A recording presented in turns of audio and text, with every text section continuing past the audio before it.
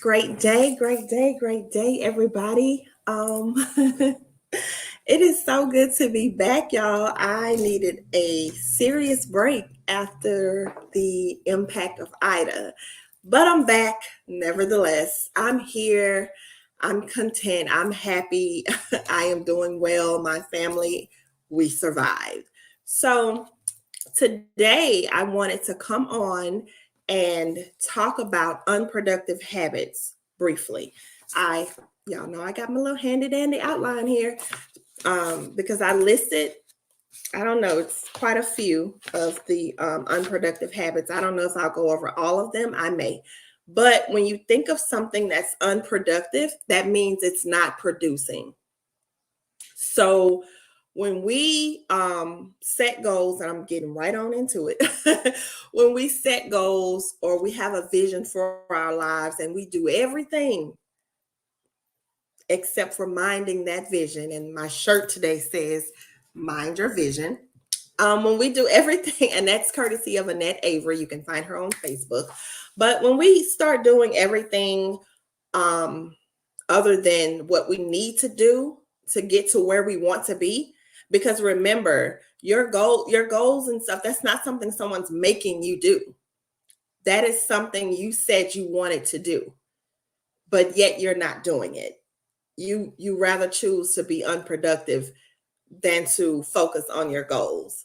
And no, your goal may not manifest within a month or 2 months, but are you doing anything to work towards it? Or will you find yourself a year later in the same spot? Because I've noticed a lot of people do that, and then they grow envious or jealous of people who are actually out there getting it done. And I mean, y'all, people out here working on their goals, they're making things happen. And it's not fair for someone to be upset about that because they're putting in the work. So if you're not going to put in the work, it's no one's fault but your own at the end of the day. Because I'm a coach, accountability is my thing, and we're going to be accountable. We're going to be accountable. And those of us who have worked with people and they have given us the play and we fail to run the ball, be accountable. Okay? So with the unproductive choices or unproductive habits, um I have a few, and the first one is allowing distractions. So a distraction could be something very, very simple. And I had to tell my daughter about this all the time because when I'm in writing mode, because I'm currently writing a book, I kind of space out. And when she comes in here and interrupt me or she calls me, I'm like, babe, that's a distraction. So distractions can come from other people, and then you can distract yourself. So the way you could distract yourself is, oh, I'm going to scroll on TikTok and I'm going to see what's going on TikTok. And before you know it, you've been on there 10 hours and you've got nothing done. So your distractions could come from your children or whomever's in the house. This is why I put a sign on the door that says I'm either in a session or it'll say writing in progress. Whatever I'm doing, I'll put that on the door so that she'll know, hey, your story from school can wait. You're 17, you're not 5. It's a difference. That can wait. And then once I'm finished, I'll go in there and talk to her, whatever. But then there's social media, because when you are working, your phone should be on do not disturb. So you won't even hear the notifications. But the moment you hear ping, ping, ping, ping, ping, you are reluctant to answer it. And that is a distraction. Okay. So, yeah, those are two ways that we can easily get distracted. Another unproductive habit is not setting goals at all. I cannot explain to you guys how many times I've heard people say, Oh no, I just wake up with an idea and I go do it. And those same people, I'll double back and say, "Hey, how's that business going?" "Oh, I got something else going on. I decided not to do that." That's always the case. I mean, from the people I've spoken with. So make sure that you are setting goals. Setting goals, it's like a roadmap. And I do provide those roadmaps in my business. It's called an action plan or plan of action or whatever, personal development plan, however you want to word that, same thing. So, how I do it in my business is I take your goal, I chunk it into smaller goals, and then I provide you action steps on what you need to do. I even offer a time frame based on when you want this completed. That is your roadmap, because you aren't going to get in your car and drive anywhere without a GPS, especially if you haven't been there. So whatever the goal is, it's probably somewhere you've never been. So you need a map. It's unproductive not to have a map. You'll spend too much time circling around and getting lost. Too many detours. You keep getting off on the wrong exit. All of that's going to happen when you fail to have a map. Okay. Um, this is going to shock you. Setting too many goals is unproductive. And the reason why it's unproductive is because you got too much going on. Write all of them down. Get you something like this. I'm just going to show this briefly. Like, get you a little planner like this. Write them all down in the very front of the planner, and then you take them and divide them amongst the months. The most challenging thing on your list, that's normally what I would do first. So if it's going to be a really challenging goal that's probably going to take you a little while, I will start on it first. That's just me. Do it how you want to do it. But yeah, too many goals. You got 7 goals in 1 month, and that at the end of the month you haven't completed one. Everything is incomplete because you got too much going on. And then some of us, we still work 9 to 5s. We're running businesses or doing whatever on the side, and then you have your other things that you're doing. You really have to plan your time to the letter. Like, seriously, if you have all of that, and then you have children, or some of you may not, but if you do, that's more things that's factoring into your day, which you only have 24 hours in a day, and hopefully you're getting at least 7 hours of sleep. So yeah, that can be a bit challenging. So pace yourself. Okay, make sure you're working on your goals, but you don't have to work on 19 goals at one time. That's just a lot. So if you get the planner, you write everything you want to accomplish for the year. So let's use 2022. Everything you want to accomplish for 2022, you write it down. You make your vision board, whatever you want to do. I put my vision boards in a planner. I don't do the board thing because I look at my planner every single day. So that works for me. And then you want to take each goal and you want to spread it out over the course of a year. My planner has goals each month that I plan on doing. And so far, I have accomplished.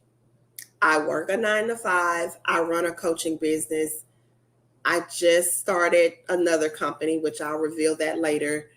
I've gotten that done. I have a 17-year-old who's a senior this year. So there's a lot more pressure on me this year with my time, but I've managed to make it happen. And so can you. It's all about being a little, more organized. Procrastination. We talked about that already, so I'm not going to go there again. But procrastination is an unproductive habit. Watching too much TV. I know I mentioned social media, but y'all, it amazed me to find how there are people, adults, older adults, because I'm 38. Am I 38? Yeah, I'm 38. who will sit down and watch TV from the time they get off work until they go to bed. And then this is what they do. And then when you send them a follow up and say, hey, how far have you gotten? They haven't gotten anywhere. And then 2 weeks later, they're hounding you because if you're their coach, they're hounding you. I'm ready. Come on, let's do this. Why you ain't send my email? Why you ain't do this? Blah, blah, blah, blah, blah. Hold on. Hold the heck on. But that's what people do. I've witnessed it because as an organizer, I started out going to people's homes and I'm sitting there talking and these people all in the TV while I'm there for their organizational session and they all in the TV. So it was just like, okay, not going to nobody's house no more. I'm not even doing that type of organizing no more. I will coach you on how to organize your house, but I'm not coming to nobody's house no more. But yeah, that was weird when you're talking to people about their life and their goals and everything, and they're watching TV. Even when I do virtual, I can hear the TV in the background. It's very unproductive. It's very distracting as well for me and for them. So the TV, and then it's just, I mean, what is it doing to your mental to sit there listening to the lies all day? But there are people that believe everything they see on TV. That's unfortunate. But yeah, that's a distraction and it's unproductive. Skipping meals. Because, and I know y'all like, how in the world did she get on that? I got on that because we have to take care of our bodies. We have to be healthy. We have to be able to function. Are you drinking enough water? Or are you getting your herbal teas in, like chamomile, ginger, lavender? Are you drinking red raspberry leaf? Are you getting your herbs in? Because they are beneficial. They're healing. Okay. The herbs are for the healing of the nation. Read that in Revelations.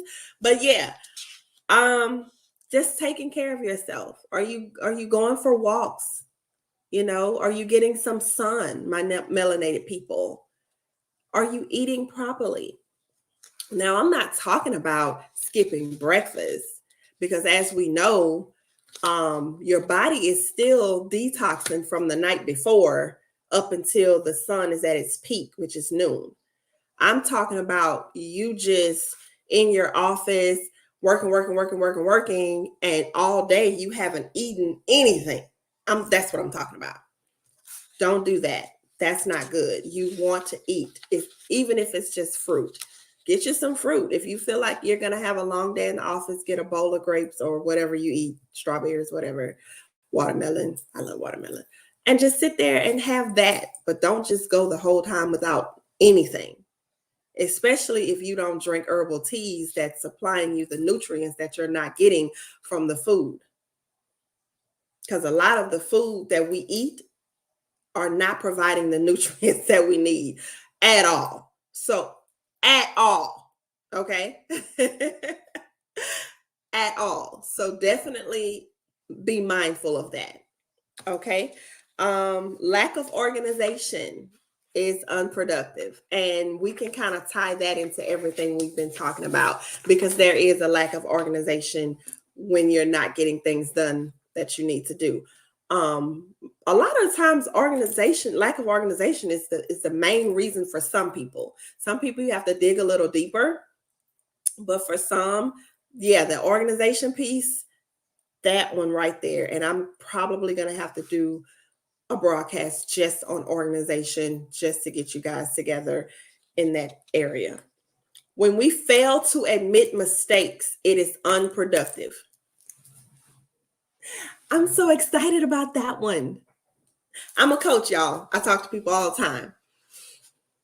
And people will pretend, oh, yeah, I did it. Oh, yeah, I got it. Oh, yeah, it's all good. That's unproductive because it's not the truth. And you're still going to remain in that same place because you're not being honest with yourself. Most of already know you're not being honest. You're not being honest with yourself. That's the issue. Because most of the time I know already. Like, oh, okay, I gotcha. And then I'm going to keep moving forward. But when you fail to admit your shortcomings to yourself, you fail to get yourself the help you need.